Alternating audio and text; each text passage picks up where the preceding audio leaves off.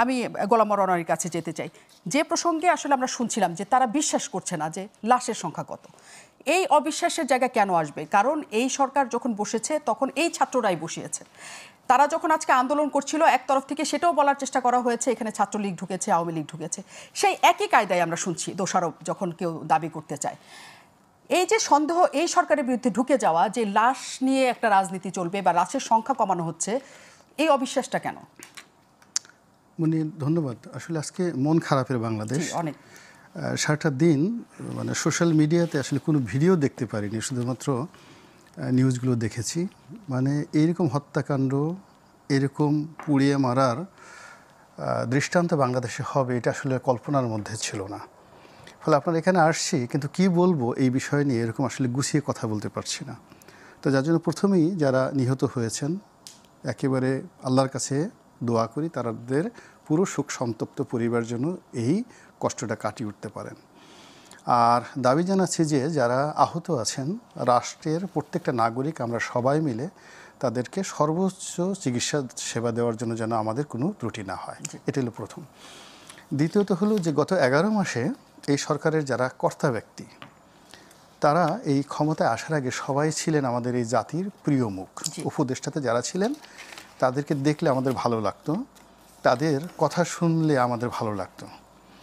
আর তাদেরকে নিয়ে আমরা কল্পনা করতাম যে এই মানুষগুলো আকাশের চাঁদ বা তারকা হিসেবে আছে, এবং তারা যদি কোনো দিন আমাদের ক্ষমতার চেয়ারে বসে তাহলে আমাদের যে স্বপ্ন, সেই স্বপ্নগুলো বাস্তবায়িত হবে এবং রাজনীতিবিদদের বিরুদ্ধে যে সকল অভিযোগ রয়েছে সেই সকল অভিযোগ এদের বিরুদ্ধে আসবে না। এরা মিথ্যা কথা বলবে না, এরা দেশের টাকা নষ্ট করবে না, এরা মানে গতানুগতিক রাজনীতির বাইরে গিয়ে বাংলাদেশকে একটা ওয়েস্টার্ন স্টাইলের আধুনিক গণতান্ত্রিক কল্যাণমুখী রাষ্ট্র পরিণত করবে। এই স্বপ্নগুলো যারা আমাদেরকে দেখাতেন বাংলাদেশে প্রায় সবগুলো মানুষ গত 11 মাস ধরে এই রাষ্ট্র পরিচালনা করছে।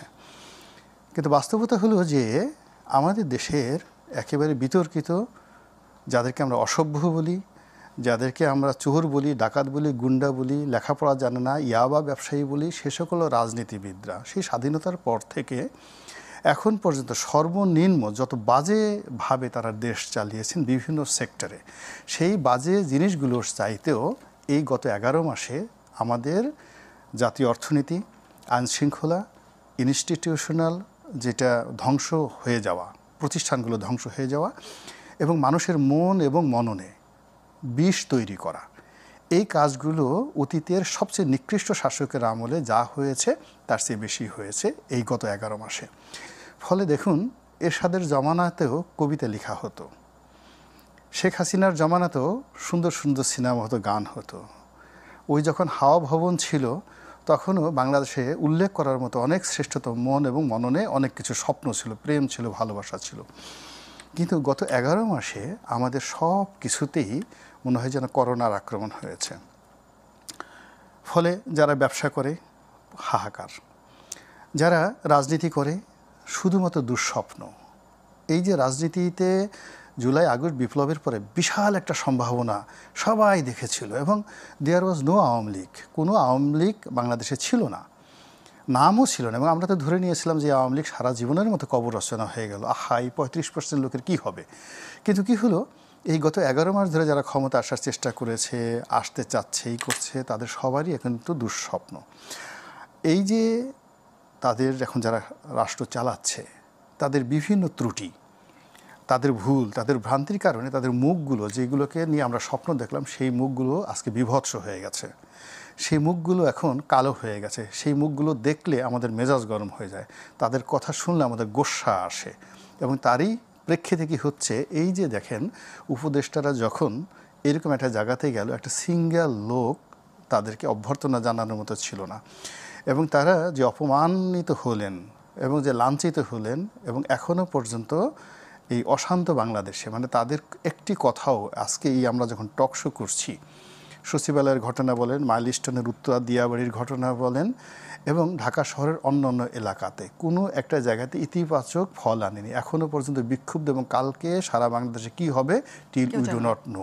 কিন্তু অবিশ্বাসটা কেন? মানে এত ছোট ছোট বাচ্চারা, কারণ তারা তো আর ব্যবসা বাণিজ্য এখন বুঝছে না, তারা রাজনীতি বুঝে না, তাদের কাছে কেন এটা মনে হবে যে এই সংখ্যা নিয়ে একটা হবে? মূল ব্যাপারটা হলো যে এই যে যারা আছে সবাই তো ক্ষতিগ্রস্ত। এখন একটা ছোট বাচ্চা ছেলে বা কিশোর বা কিশোরী, সে যখন ঘরে গিয়ে দেখে তার ঘরে শান্তি নেই, টাকা নেই, পয়সা নেই, বাবা মার কাছে সে কথাগুলো শুনে, এবং প্রত্যেকটা পরিবারের মধ্যে নিজে তার ক্ষতিগ্রস্ত না হলে তার এক আত্মীয় ক্ষতিগ্রস্ত, নিকট আত্মীয় ক্ষতিগ্রস্ত, পাড়া প্রতিবেশী ক্ষতিগ্রস্ত। এবং এই সমাজে গত 11 মাসে যে সকল মব হয়েছে, যে সকল অমানবিক কর্মকাণ্ড ঘটেছে, যে সকল মামলা হয়েছে, মোকদ্দমা হয়েছে, প্রত্যেকটা জিনিস এই সমাজের যে রন্ধ্রে রন্ধ্রে আমাদের যে বিষগুলো রয়েছে, বিক্ষোভগুলো রয়েছে, কষ্টগুলো রয়েছে, বেদনাগুলো রয়েছে, এগুলো যখনই কোনো সুযোগ পাচ্ছে সঙ্গে সঙ্গে সেটা বিস্ফোরিত হচ্ছে। অর্থাৎ এখানে যে দুর্ঘটনা ঘটেছে, এই দুর্ঘটনার সঙ্গে সঙ্গে গত 11 মাসে ধরুন এরকম 11,000 দুর্ঘটনা। আমরা গ্রাম বাংলায় একটা সাধারণ কথা যে ধরুন কাউকে যদি সাপে কামড় দেয়, তখন করে কি তার শরীরে কখন একটা পিঁপড়া কামড় দিয়েছে, কখন একটা বল্লা কামড় দিয়েছে, ওই সকল বিষগুলো একত্রে এসে সেগুলো বিষক্রিয়া তৈরি করে, কিন্তু সেগুলো লুকায়িত থাকে।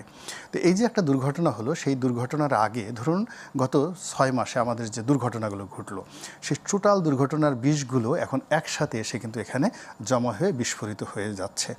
এর ফলে কি হলো, তাদের কোনো কথা আমরা বিশ্বাস করছি না। যেভাবে আমরা গোপালগঞ্জের ঘটনা বিশ্বাস করিনি, যেভাবে আমরা ধরেন কক্সবাজারের যে মানবিক করিডোর নিয়ে তারা যে কথাগুলো বলছে আমরা কেউ বিশ্বাস করিনি, যেভাবে তারা চট্টগ্রাম বন্দর নিয়ে কথা বলেছে আমরা বিশ্বাস করিনি, যেভাবে তারা স্টার্লিং নিয়ে কথা বলেছে, অর্থাৎ তাদের প্রতিটি কথা গত 11 মাসে বিশ্বাস করার মতো কোনো ঘটনা ঘটেনি। ফলে আজকের এই দিনে যা কিছু ঘটছে, এইটা সরকারের পক্ষ থেকে যা কিছু বলা হচ্ছে, এতটি লাশ, 19টি লাশ, এই চিকিৎসা দেওয়া হবে, আমরা সমস্ত দাবি মেনে নিলাম, কালকে পরীক্ষা হবে না, মানে তাদের কোনো আশ্বাসকে বিশ্বাস করার মতো একটা সিঙ্গেল এভিডেন্স আমাদের দেশের মানুষ, আবাল বৃদ্ধ বনিতা গত 11 মাসে পায়নি।